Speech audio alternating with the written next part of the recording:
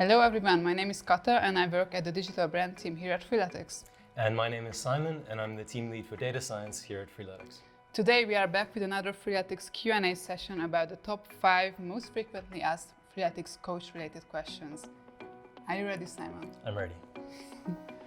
Okay, so first question. Why does the app always ask for feedback and what does the coach do with the feedback? This is a good question. It comes up quite a bit. So the feedback you give after workouts is to help the AI understand your fitness level. This makes sure that the coach can assign you workouts that are neither too hard nor too easy for you, and always make sure that the workouts will help you reach your fitness goals. You mentioned different fitness levels. Do you have to be very fit to start working out with Freeletics? Not at all. The most important thing is that you have the determination to stick with it and build a consistent habit. The coach will take care of optimizing your training sessions so that you'll meet your fitness goals. Yeah, this is why you have the sliding scale at the end, Exactly right. Yeah. And of course, if you don't know where to start or you simply want to ease into training, we do have a training journey designed exactly for this. It's called Start Strong or Start Smart, and you can find it in the training journey section in the Explore tab. Sweet. Finally, if you ever see that a session that's planned is too much for you on a given day, you can use our Adapt Session feature and the coach will give you an easier workout. Great, so now on to the next question. How is a Freeletics training day structured? Sure. So every training session will start with a warm-up that is specific to the upcoming workout. Then most bodyweight sessions will have a skill progression followed by an interval or a Freeletics signature guard workout, or sometimes both. The coach will determine the number of skill progressions, intervals, or guard workouts to help you reach your fitness goals. Sessions will also often be topped off with a finisher, which is a single exercise done in as little time as possible, designed to deliver a final bout of exhaustion at the end of your session. Finally, there will always be a cool down.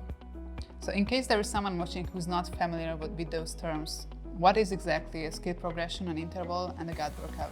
Sure. So a skill progression has two purposes. First, it's designed to help you learn new movements by doing low repetitions at a slow and controlled pace.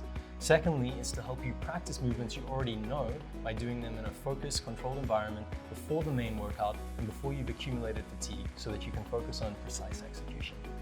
So for example, you could be assigned knee push-ups until you're able to perform a proper push-up. Exactly right. Next up are intervals, one of our two main workout types. These are flexible workouts tailored to you by the coach, and they're meant to be done at a slow or moderate pace. Finally, we have Freeletics signature guard workouts. These are designed to challenge you and also track your progress. These are classic HIIT workouts designed to be done in as little time as possible while always maintaining good form. So the next question is something that comes up quite often. Why is it only possible to schedule 5 training sessions per week? Recovery is very important and frequently undervalued. People will often think about doing more training, but recovery is as, if not more important. You don't get fitter by doing more training per se, you get fitter by adapting from your training. This is why we limit scheduled training days to 5 per week. But if you'd like to do more, you can do so at any time by tapping on the session card in your next scheduled training day in the calendar. I see. So how many times do you recommend working out? See, this is highly personal and depends on factors such as age, training type, training experience, the list goes on. As a general rule, start with twice per week and focus first on building a consistent habit. Then after that, you can progressively add more training sessions. So for best long-term progress, it's actually better to start slow? Exactly right.